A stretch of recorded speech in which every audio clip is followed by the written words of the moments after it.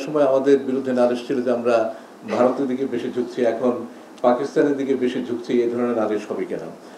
দেখেন, পাকিস্তানের সাথে আমাদের যে সমস্ত ইনস্টিটিউশনাল মেকানিজম আছে তার মধ্যে পররাষ্ট্র সচিব পর্যায়ের বৈঠক একটি, যার সর্বশেষটি অনুষ্ঠিত হয়েছিল 2010 সালে। আরেকটি ইনস্টিটিউশনাল মেকানিজম হচ্ছে জয়েন্ট ইকোনমিক কমিশন, সেটি অনুষ্ঠিত হয়েছিল 2004 সালে, অর্থাৎ 21 বছর আগে, 2 দশকেরও বেশি সময় আগে। আমরা এখন এই যে স্থবির যে সম্পর্ক, সেই সম্পর্কটাকে স্বাভাবিক করার চেষ্টা করছি, এবং সেটা আমরা সম্পূর্ণরূপে আমাদের যে জাতীয় স্বার্থ, সেই জাতীয় স্বার্থের কথা মাথায় রেখেই আমরা করছি। এবং এই ক্ষেত্রে ঝোঁকার প্রশ্ন যদি বলেন, আমি একটা দুইটা উদাহরণ দিতে পারি যেটা আমাদের জন্য লাভজনক। যেমন যোগাযোগ, আমরা বিমান যোগাযোগ চালু করছি, এক দেশ থেকে আরেক দেশের মানুষ গেলে সেটাকে আমার মনে হয় না যে ঝোঁকা বলা হয়, কিংবা ব্যবসা বাণিজ্য যদি বৃদ্ধি পায় সেটাকেও ঝোঁকা বলা হয় না। আমি মনে করি যে আমরা পাকিস্তানের সাথে যেভাবে এঙ্গেজ হচ্ছি সেটার ফাউন্ডেশন হচ্ছে মিউচুয়াল রেসপেক্ট, পরস্পরের প্রতি শ্রদ্ধা এবং মিউচুয়াল বেনিফিট। আমরা আমাদের যে লাভ সেটা আমরা দেখছি, কাজে এটা কোনোভাবেই একটা দেশের দিকে ঝোঁকার বিষয় নয়।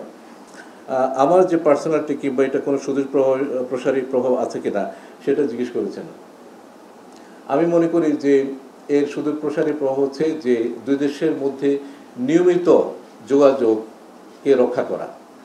যে বৈঠকটি প্রতি বছর হওয়ার কথা, সেই বৈঠকটা যাতে 1.5 দশক পরে না হয়, সেটা যাতে পরবর্তী বছর অনুষ্ঠিত হয়, এবং এটা যদি নিয়মিত যোগাযোগটা থাকে তাহলে আমরা এই সম্পর্ক থেকে পারস্পরিক লাভবান হতে পারবো। কাজে আমাদের এই মুহূর্তে লক্ষ্য হচ্ছে এই যোগাযোগগুলোকে নিয়মিত করা, এবং এই যোগাযোগের মাধ্যমে পারস্পরিকভাবে লাভজনক যে সমস্ত ক্ষেত্র, জনগণ পর্যায়ে যোগাযোগ, ট্রেড, ইনভেস্টমেন্ট, সমুদ্র পথে যোগাযোগ বা বিমান পথে যোগাযোগ, এই জিনিসগুলোকে এগিয়ে নিয়ে যাওয়া। প্রতিরক্ষা বিষয়ে সাধারণ একটা আলোচনা হয়েছে। আপনারা জানেন যে আমাদের দুই দেশের মধ্যে এই সহযোগিতারা অনেকদিন ধরে বিদ্যমান, এবং আমাদের সামরিক কর্মকর্তারা সে দেশে বিভিন্ন প্রশিক্ষণে যান, এবং তাদের সামরিক কর্মকর্তারা আমাদের এই দেশে প্রশিক্ষণে আসেন।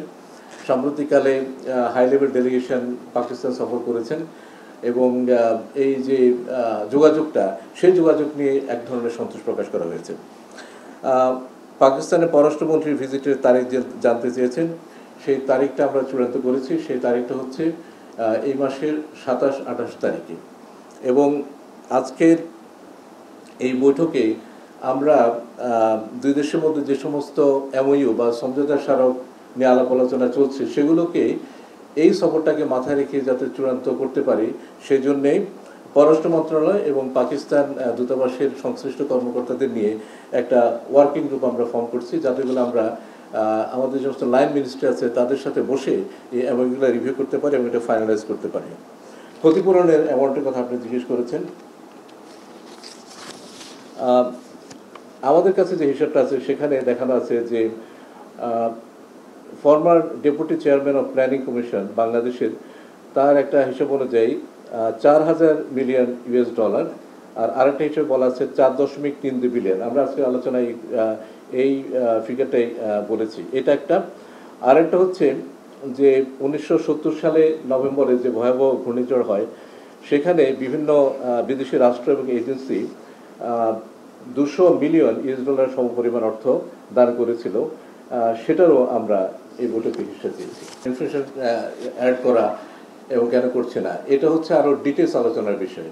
আজকে আমরা যে জিনিসটা তাদের কাছ থেকে শুনতে চেয়েছি সেটি হচ্ছে যে আমরা এই বিষয়ে এঙ্গেজ থাকবো, যেটা আপনাকে একটু বলেছি। এই বিষয়ে গত 1.5 দশক ধরে কোনো আলোচনা হয় নাই, তো কাজে আমাদের লক্ষ্যই ছিল এই জিনিসটা ফ্ল্যাগ করা, তাদের নজরে আনা, এবং আমাদের প্রত্যাশার সামনে যে সমস্ত এঙ্গেজমেন্ট হবে, যে সমস্ত বৈঠক হবে, সেগুলোতে আমরা এই বিষয়টা হয়তো সুনির্দিষ্টভাবে আলোচনা করার একটা সুযোগ পাবো।